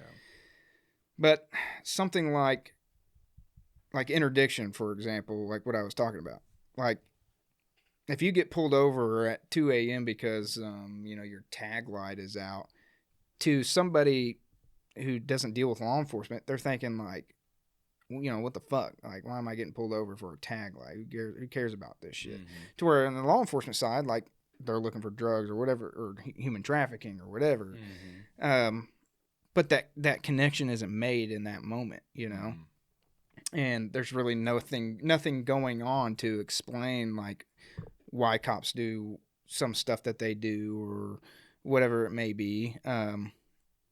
And also, as far as like being just like a regular grunt on patrol, like how are we going to change stuff, Mm-hmm. So you want to give more transparency, pretty much. Right. I'm all about transparency. And something I have said, and like I have on my YouTube banner and stuff like that, like is humanize the badge, which is a very corny word or saying, and I don't necessarily mean it in like, look at me. I don't even know how to explain it without it sounding corny, but I say is like law enforcement, about 80% of the job really requires perfection. Mm-hmm. You know what I'm saying? With split-second decisions and stuff like that. You're dealing with people's lives. Yeah. Exactly. We don't have robots and we don't have artificial intelligence that can do that. Mm-hmm. And unfortunately, humans are doing a job that requires perfection, But where the disconnect is whenever you become a cop, some people don't look at you as a human. They look at you as like a robot doing a job, but you're not a robot doing a job. Like you have to understand this like I'm not going to do it perfectly. Right. And even when you become a cop, like people are going to have preconceived notions about you, even for example, and this has nothing to do with you. Like when you said before we started the podcast, like, oh, hey, I put the weed up, stuff like that. But that's a preconceived notion because I'm a cop, know, but I get that all the time, So, and a lot of times, people, when I just meet somebody new and they find out I'm a cop, like you can tell their whole behavior changes. Right. And I was like, I'm just a person, dude. Like that's my job. You know what I'm saying? And, oh, and I was just joking. I will smoke a joint. No, right you're now, you're fine, dude. I'm just like I was like the weed's over there. nothing. Like I said, no disrespect or nothing like that. But it was just like, in general, there is some type of like, oh, this guy must act this way or whatever it may be, and that's why sometimes, when we were talking about the imposter syndrome, I look at myself like sometimes I don't feel like a cop because it feels like there should be some type of mold for what a cop should be, And I just don't think it's like that. I really don't think it's like that. I think there's a lot of good cops out there. I think a lot of good things happen. I would say more good than bad. 100% there's more good than bad. Yeah. I would say without a doubt there's more good than bad. I mean, I want to say there's probably like 800,000 cops total. That's just a number I'm pulling off. You could fact check me. Oh, in the United States? Yeah. Yeah. How many cops are in the United States? I want to say there's around probably 700, 800,000 or something like that. Mm-hmm. But even if you take 5% of like 800,000, it's a big number, And if 1% of that is getting recorded and uploaded online for everybody to see, that looks like to the eye, every cop is bad, Yeah, so 750,000. Yeah. 750,000 swarm full-time law enforcement officers in the United States. Yeah. Yeah, man. But like I said, that just goes back to, I think a lot of the times just overburdening you guys with too much to enforce, to be quite honest. Yeah. I think if they kept it smaller, and I think they kept it just with crimes that involve victims, I think that it would help you guys a lot, and I hope at some point it does, because I'm not a guy who's like, oh fuck, we don't need this, we don't need cops, blah blah blah.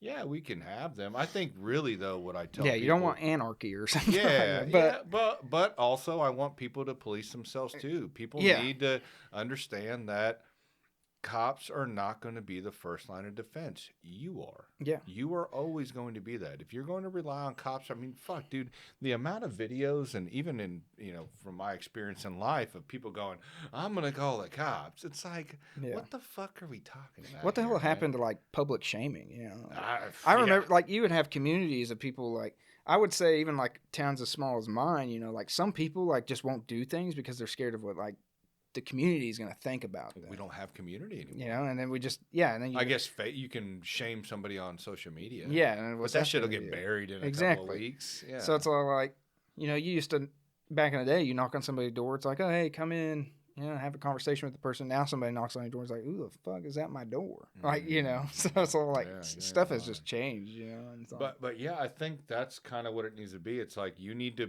one, people need to learn to defend themselves. They need to learn how to use a gun. They need to learn how to defend themselves physically. They need to learn that stop putting yourself in situations that could cause harm. And the amount of people that go to some of these areas, and I'm like, and they're like, especially sometiwith I deal with this with women. Well, why can't I go there? Well, you can fucking go there. Yeah. But, okay, I'm just telling you, power and light gets fucking weird at some points at 2 a.m., Yeah. I don't know.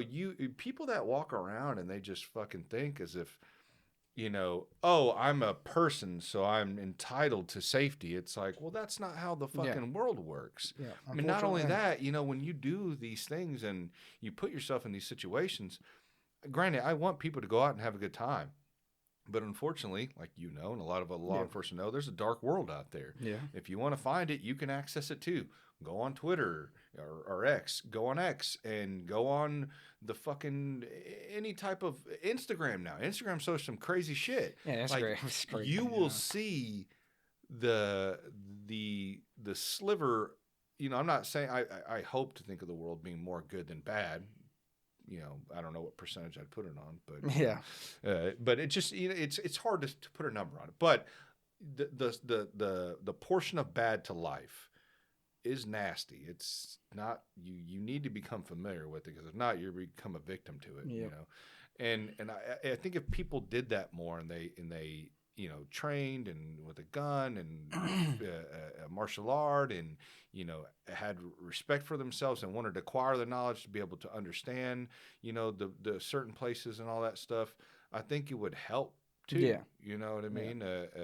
And along with what you said, I think it's great that you're going to start this YouTube channel and or these segments that you're discussing to give more transparency, because I think that's what's needed. You know what I mean? I think that'll help out a lot. It'll help shed light that all cops aren't this way, and that even being brave enough to come on and have these conversations that, I always worry for police officers that puts them in a bad light with other police officers. Honestly, what you said today, I don't see an issue with it. You know what I mean? I don't see an issue with it. You're being real, and that's what we need more of. But the sad fact is like I always refer back to that case with Officer Andrews. I don't know his first name, who made a video in his car. I think it was during all the BLM stuff that was going on back then. But he was just saying, hey, we need to work with these communities more. We need to be better as officers. We need to do this and that. And then got reprimanded for it. Got told to either take it off or you lose your job. I think that's fucking horrible. I mean, why can't we talk about, these black communities that need to uphold their standards in their communities as well and be better, the people who are committing these crimes, they need to be better, more parented or whatever it may be, or, communities need to come together and actually work with police to solve these crimes, as well as these cops also need to work better in these communities too, understand these communities, be able to have good relationships with them, not be this scare, and rather we work with you to help protect your communities. So there's things on both sides that can be addressed, and we just need to get over the fact of it's not this side or that side, it's both of you guys, and you both need to have stuff to work on. And really I wish that it went to, and correct me if I'm wrong, I'm sure some departments do this, but I think you should be from that area, to be honest. And it's probably hard because, if you can't get anybody to apply in that area, then you kind of have to fill that void. Yeah. You know what I mean? It is like, that's, So like where I work, I'm from that area. I grew up in that area, really, but Mm-hmm. it was kind of sucky on at some points, because I guess because people know you. you You know you what I start mean? to see the back door of like people's lives that and Mm-hmm. sometimes like that stuff you just don't want to see. Like I'd rather deal with it with a stranger, Right. or even like pulling people over and it's like somebody I know. Then I feel like I can't do my job. It's I like see what you mean. yeah, Kind of like as if you have like a wife that works with you at work. You know what I mean? And right, you're maybe in a position of management. It's right, kind of right, like a right, right. weird. Now I'm in like a pretty specific part where like I mean my town is like real small, Right. So um but yeah, I mean if like you're working like a town that has 10 to 20 100,000 people or something like that, yeah, you should probably be from around there. But I Mm-hmm. mean that's like one of the reasons why I'm not with my department now is because like I just want to get away from the people that like I know. I want to go Mm-hmm. just work in a community where I could care about the community, but at the same time, like I can do my job There's a and not line. have to worry Yeah. about like my personal life being affected. No, You I know, completely agree. um, Oh yeah, because I didn't think about that. The repercussions possibly on that end too, right? yeah, it's just like so, you think about it, it's like a domestic or something like that. Not saying this has happened, but if I go to a domestic, who's to say like these people aren't like my kids' teachers or or like the postman or something. Or It's working like at the restaurant you go to, and you got to worry about exactly. them spitting in your food or something. Yeah. So, and I will tell you, there's like restaurants in town that I don't go to because of that reason. Oh And it's yeah. not because like I did something bad or like something like that, but it's just like now it's an awkward situation to where like I'm just not going to deal with it. I don't want to Right. I don't want to cross that line now, so Right. I'm just not going to. No. Yeah. It's not like I'm scared to go to the gas station or something like that, but at the same time, like it can get very personable, and then every time you're seen off duty, it's like, No, I yeah, see your side on that. I guess I didn't take that into consideration. I should have took that into consideration. The fact of like, especially in a town, let's say of 500 or 1,000, yeah, a super fucking small. So I can understand where it'd be difficult to also live in that town, try to do your job without. I mean, because that's no different than politicians. You know what I mean? Being in a small town, getting bribed or getting threatened, or I mean, hell, I interviewed a guy down here that was. Council member in North Kansas City, not too far from here, mm, and he basically almost got ran out of his own town when he was a council member. Like, just from all the people in there that didn't like him because of the misunderstanding of his approach on a certain. It was back when the whole BLM stuff, yeah, and they were trying to put stickers on people's businesses, but they yeah, wanted to create a registry of the businesses who wanted to and didn't. And yeah. he was like, "You can't do that." Like, do you understand That's like messed up. what that could fucking do to Do to somebody? people, yeah. Yeah, like if you think that putting somebody on a registry is not going to somehow create an uproar, that list isn't going to get leaked. You're out of your fucking Yeah. mind. We've got enough. People don't even want to be friends with people who are like different political parties now. I Like, know. Yeah. that's the last thing we need. Yeah, you ain't lying. So, but in other words, so now you did the 5 years in the whole corrections. Then you ended up transitioning into actually being a police officer. Mm-hmm. So I'm sure, like you said, that was a little rocky. I'm sure at first going from there to there, having to deal with people in public, no longer is everybody a convict. Now Yep. you have to try to decipher on who's innocent, who's not. Yep. Yeah, surely that had to have been. And so, what? You've been a cop for the last 3 years now? Then Yep. Pretty close to 3 years. 3 years. Yeah. And so that's been, I'm guessing, very Yeah. a learning curve. I'm sure. It was a learning curve.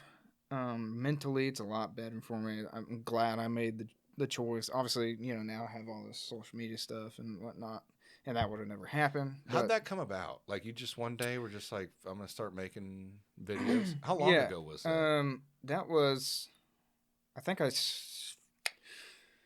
started regularly posting like 2024 June, maybe somewhere around there, 2024. But yeah, at first it was just like I said, it was me and my friend. I really wanted to get him to like make some videos with me or whatever. I've always thought some stuff was funny, and in the past I had some YouTube channels and stuff like that, just trying to dibble dabble here and there. But we made like some funny videos. I really don't know. Like, there's no real reason as to why. Once I started doing it again, I started getting a following.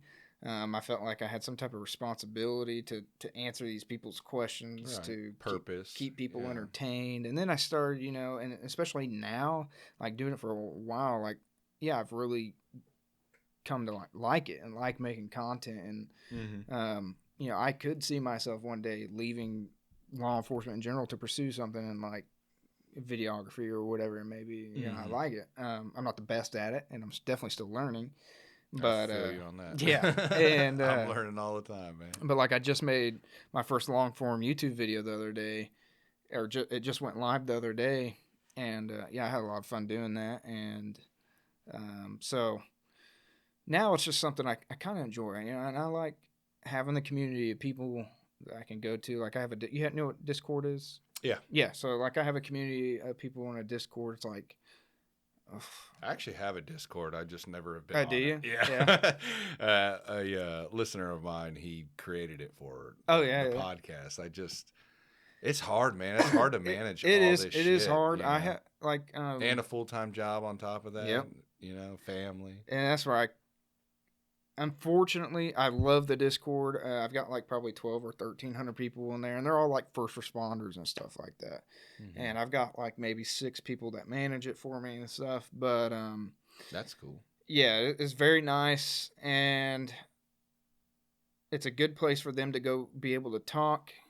But yeah, it was kind of like, hey, make it for my channel and stuff. Like, somebody came to me with the idea, but unfortunately, is at like the bottom of the list of my stuff to get to. So I feel pretty neglectful to it, because it sucks, because those people are like active in there, and that's where they can talk to me, and if I'm in there, you know, and I try to keep up with it, but you know, I'm busy, you know, making YouTube videos or doing stuff like this. I have a family and full-time Do you job. do editing and stuff like that as well? Yeah, I do all my own editing. And that shit's, you know, yeah, I feel you on that, man. Very controlling when it comes to that stuff. I would like maybe in the future, if I had the funds, to maybe experience with somebody else doing it, but it would have to be a learning process. To like for this YouTube video, I wrote, like, you know, I wrote out a whole storyboard, you know, and a script and a storyboard, so that way I can see visually how I wanted to shoot different shots.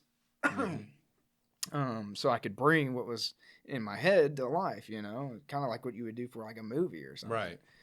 And it's kind of a lot of work, but once you start having other people to do that, like, you know, they're going to have their own way of doing it. So that's true. It's definitely going to have to be a learning curve if I ever do bring somebody on to help me do something. Right. We'll see how it goes. Make sure you guys jive the same, you know, have the same vibe. Yeah, and then TikTok videos and Instagram and Facebook, which Facebook's more where I'm at now. But oh, are you? I keep hearing that. I keep hearing Facebook's kind of the place. Oh, it's so much better because you have a lot more access to your audience, if that makes sense. Like when I started, let's just say like I'm at like 97,000 followers or something like that on TikTok. It took a shorter amount of time to go from 0 to 10,000 than it's taken me to go from 90 to 100,000. Like 90 to 100,000 is taking forever. Right. Like I've been stuck in the 90,000 followers for like a year, or probably like the last year. And it's because you don't have access to your followers. Like, it's all virality. You know what I'm saying? So it's all getting pushed out to the For You page or whatever. And well, a lot of it too is marketing. Because my buddy Rick, he has the Ozone Layer podcast, great podcast, and we were on the phone the other day and we were talking, and opened up my mind to kind of my outlook on marketing in the social media world. Because I always thought if you pay for all that shit, it's fake. You know what I mean? Like, you're just paying for followers. But the way he opened up my mind, he's like, well, what would be the difference if I had a deodorant that I'm creating and I'm trying to sell? Do you think I'd be successful with just hoping that my community around me is going to know I sell this deodorant? Right. Or am I going to have to somehow get this deodorant in people's faces by advertising? And so when I thought of it like that, I'm like, oh, fuck, you're right, man. I'm over here being an idiot. Yeah. Like, no, I need to start looking at that stuff. I need to start looking at, because social media is a business. They put you in bubbles. If Oh, you yeah. are not putting into that business, you are going to stay in this bubble. Yeah. Unless you're just, there are plenty of people who have gotten that quick trendy video that somehow explodes, Yeah. for sure. But a lot of it, and I know a lot of these creators here locally and everywhere else, you're paying an advertisement. And it's smart, man. If you Yep. think about it, it's going to get your content access in other places. And really, that's where you're Yeah. going to grow. You're never really going to grow where you're from. I mean, I'm from Kansas City. I've been here my whole life. People know me. They probably look at my shit and they're probably like, this fucking idiot, what's he talking about? You know what I mean? So the only way I'm in the most support I've gotten, other than, my immediate family, Yeah. was from people who don't know who I am. Exactly. You know what I mean? Because they look at me without this judgment of how they judge me over whether or not they knew me in high school only or in my early 20s or whatever. That's hilarious you say that. Yeah. And that's really what it is. And so like more and more I'm like, damn, I need to look at that. And that's probably something I am, which I've already have been looking into, and I'm going to look more into the future on getting, because that's really the only way to break out. Yeah. Yeah, if you want to talk social media, I can talk social media. I'm pretty much just as much as a content creator now as I am a freaking social media creator, or as a law enforcement officer, But yeah, social media in general, it's like a very competitive game. But I've learned to do my own marketing. That like I've wanted to do the YouTube stuff for a while. Mm-hmm. YouTube has always been my goal, But I knew getting like seen on YouTube just starting out, it's like pretty freaking hard, especially with, like the saturation that's going on YouTube. Oh yeah. So once I started kind of pop off on TikTok, I kind of was like, okay, this might be an opportunity to try to get something going here. So, I grew my TikTok, and then I started Instagram, grew my Instagram, and then I started Facebook, and Facebook took off. And now with Instagram and Facebook, I actually have access to my audience, the people who follow me. When I post, they see my post, TikTok, you post, they don't see your post, like unless they go to your page. Unless they follow you, yeah. It's not even like if they follow you, unless they go to like the following section. But most people are just on the For You page, and half the time they're like your video is never gonna come across their page again. Like, you know what I'm saying? Right. Unless like they're an avid watcher of you. But I can guarantee like all my followers on Facebook or on TikTok have only seen my stuff like maybe like one or two viral videos I had, or a couple videos here and there, is where most of my followers on TikTok, like there's no way that they're constantly seeing my stuff. Yeah. No, you're right. And that's why it's super nice to have, now on Facebook I have like 130,000 followers almost. That's awesome. I couldn't imagine. Could you imagine 130,000 fucking people watching? Dude, it's insane. And I talked to my wife about this the other day because like we just had our anniversary, and I posted on Facebook, on my Badge Banter Facebook, a picture of us, and then I posted like the same. You can post the same one on your personal Facebook, and it's always so funny getting like 500 likes on a picture of me and my wife to people who don't even know who I am, and then like 10 likes from I know. that I know. But yet 500 people looked at it. Yeah, right? 500 of your closest family friends, and they friends, all seen it, but just said fuck So you. I thought it was funny when you said that, because I was just talking to her about that the other day. Yeah, and I've tried, and luckily I've been really good at kind of separating that, because I've met some people who have gotten super upset about that. You know what I mean? But like I've tried to talk to some of the people I know. You got to let that go, man. Yeah. You know what I mean? You can't get, kind of hardened by that. It is what it is. Yeah. I see it too, but you just got to keep moving. The reason why I do this, I've gotten to meet so many cool people. Yeah. And I wouldn't have never got to meet them if I didn't have this. If I didn't have a place for conversation. That's literally what this is for. It's to meet new people. It's to hopefully keep connection. Like I tell every guest that comes here, hit me up, what I mean? Come back on, send me stuff. Let's, you know what I mean? Like, I understand we're not going to be able to communicate every single, I don't expect that. I mean, I don't even expect a text back, the same day, whatever. Exactly. A week from now, it doesn't matter, whenever you can get to it. But like, let's keep this going, you know what I mean? Because like what we talked about earlier, I met Gabby on the show, you know what I mean? Had her on. I met you. You guys are kind of in the same field, I've met other people due to guests coming on, and they knew them and they recommended them, and they so-and-so follows them and they seen me on their, or them on my stuff. So now it's a cool networking tool to be able to, one, have a cool conversation, no different than we would be, in primal time sitting around a campfire Exactly. fucking talking to one another, and two, other people get to join. They get to have, Yeah. be able to enjoy the conversation. And you get, I just think it's neat, man. I Yeah, think it really it's neat is. the community you can build, Oh, yeah. and here in Kansas City, it's starting to come up. It's starting to, there's really something coming behind it, and for the most part, everyone seems pretty genuine. You're going to have your people who are, pretty much just chasing the likes and doing whatever it is to accommodate Yep. to the masses. But then you have people that are real, Yep. that are going to have real discussions.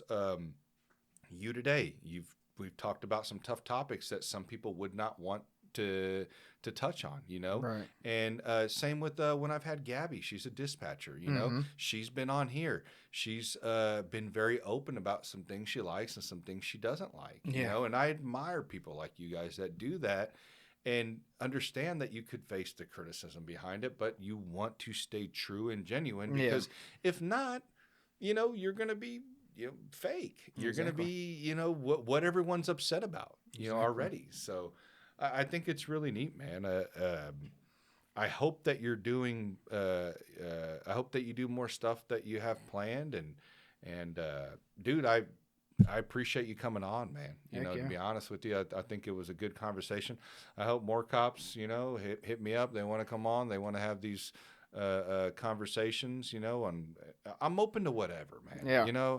And I'm not saying I'm right on everything. If you can convince me, if you have good evidence on why it should be this way, I'm here to listen. Yep.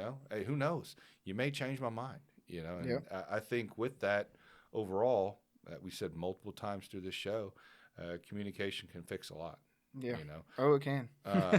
Dude, do you have anything else coming up that you want to talk about? That this episode will air Monday, so. Oh, okay. Yeah. No.